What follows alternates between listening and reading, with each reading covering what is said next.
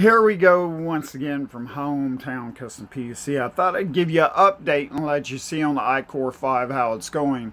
Currently loading Windows 8.1 Pro Edition. Well, we just got her started up, registered, and she's loading the new Windows 8.1 in the system.